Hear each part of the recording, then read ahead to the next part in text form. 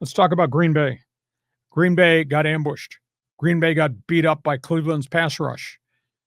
This, to me, was really hard to believe. The Packers lost to the Browns, and it wasn't because Joe Flacco played well. He didn't. He threw for 142 yards. But Green Bay's the one that had the pass rush yesterday, 5 sacks and blocked a field goal. The Cleveland Browns were really impressive against Jordan Love and the Packers. Big upset because here was Green Bay rolling in as if they were going to be unbeaten. Browns rolled them. Myles Garrett and those guys, that Cleveland defense, had an amazing game. Dallas Cowboys. How's Jerry's world today? Explain this one to me.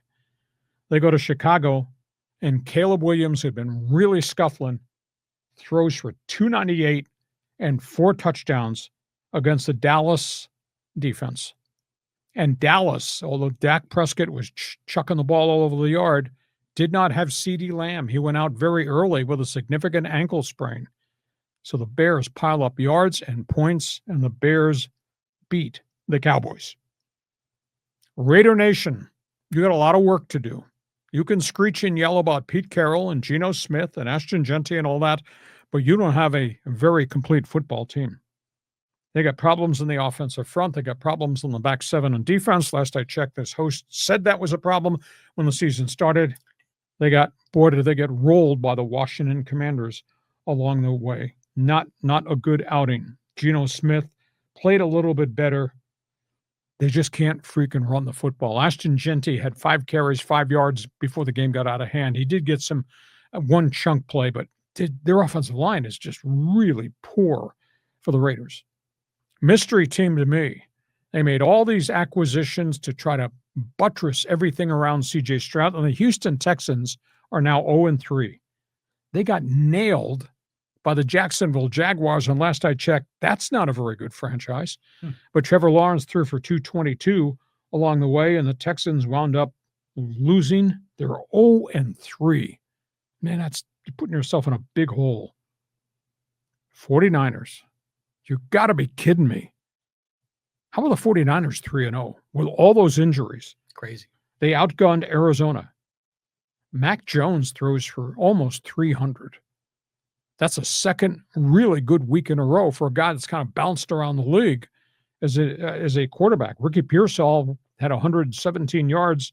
Christian McCaffrey had 88 yards in receptions. Paid a price, though.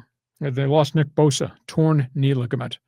And just the casualty list, the body bag count in San Francisco is just ridiculous.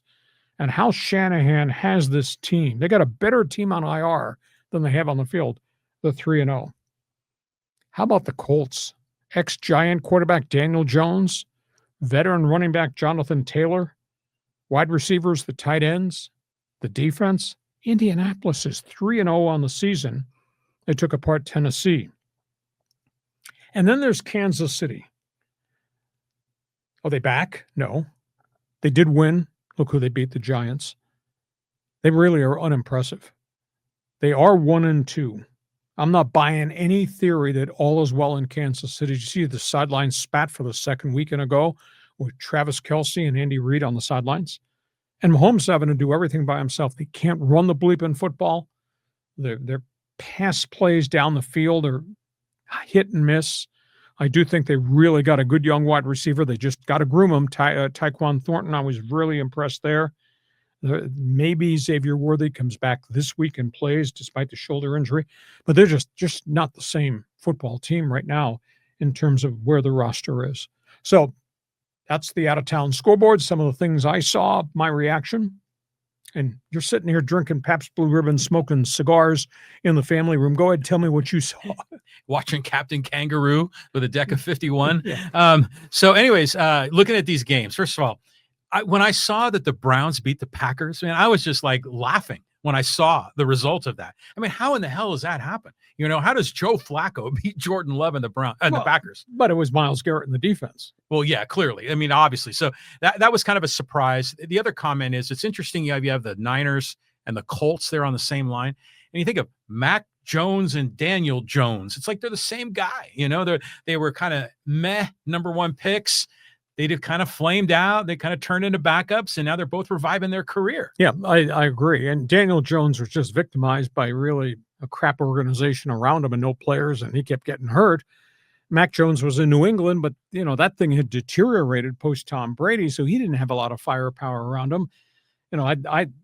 I thought Daniel Jones was a pretty competitive guy. We'll see. They're 3-0 in Indy, which is absolutely amazing. They are running the ball really well with John Taylor, which is taking a lot of pressure off the quarterback. And in terms of Mac Jones, San Francisco, it's obvious Kyle Shanahan's fingerprints are all over his development. He's managing games, but you don't throw for almost 300 back-to-back weeks unless you've made strides under that head coach. The Niners are lucky that they had Mac Jones. Yeah, and then final, I'll just comment on the Chiefs. The Chiefs played the Giants, and the game was in New York, and it's this whole Russell Wilson, Jackson Dart, and the crowd was cheering and then booing when Dart went in and out of the game. Russell Wilson showed us flashes, but again, it looks like he's, in the rearview mirror, even though apparently he was leading the league in passing yards. Well, that's because he threw for 450 the week before. Yeah, well, that's amazing. But in your opinion, if you're Brian is it Daboll or Dable? Dable. Are you going to start Russell Wilson, all season? Or are you going to kind of play this little in and out with Jackson Dart? The schedule is really hard. You know who they play next? Justin Herbert and the Chargers. Oh, wow. And they've got some really tough games in the next 4 weeks. But at the end of the day, he's your future. If you're going to lose, you might as well lose with him and let him learn on the job and he is an athlete.